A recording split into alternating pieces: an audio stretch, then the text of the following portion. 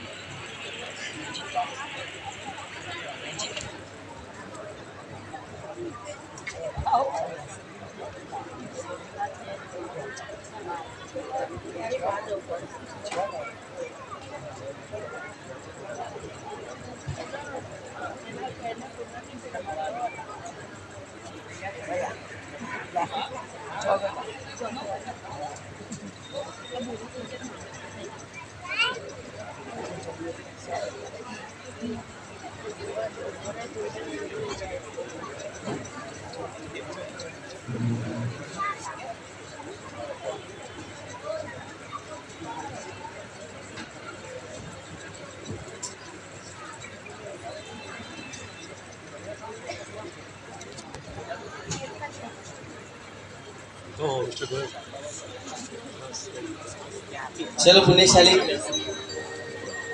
આ દીકરાઓ અને આ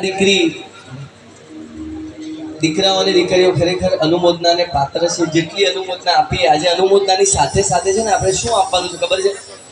શું આપશો ભાઈ આ સંયમીઓને? શું છે તમે પૈસા ચલો ₹1,00,000 લખાઈ દે, પછી બીજું શું આપશો?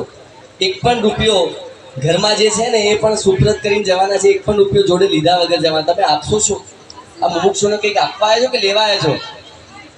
હા, આપવા શું આપવા આવ્યા છો?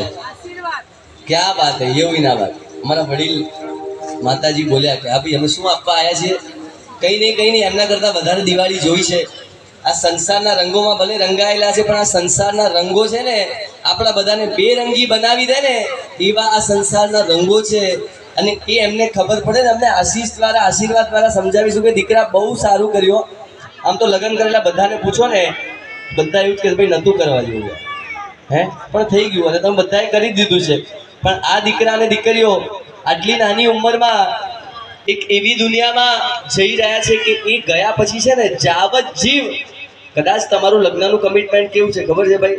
ચલો નાગ હું 2 દિવસ, તું તારી જગ્યાએ, હું મારા સ્થાને, પણ જ્યાં સુધી હવે આ શ્વાસ ચાલશે ને ત્યાં સુધી ગુરુના ચરણોમાં અને પ્રભુના શરણોમાં પોતાનું જીવન સમર્પણ કરશે. આ કોઈ નાનો મોટો ત્યાગ નથી, આ કોઈ નાની મોટી ચીજ નથી, આ કોઈ નાની મોટી વાત નથી. પુણ્યશાળી આખા જીવનને જાવત જીવ સમર્પણ કરી અને હવે પછી બધી જ ઈચ્છાઓનો ત્યાગ. આપણું સૌથી મોટું કોઈ દુશ્મન હોય તો શું ખબર છે? આપણી ઈચ્છાઓ. કારણ કે આપણને બીજું કોઈ ન હરાવી શકે.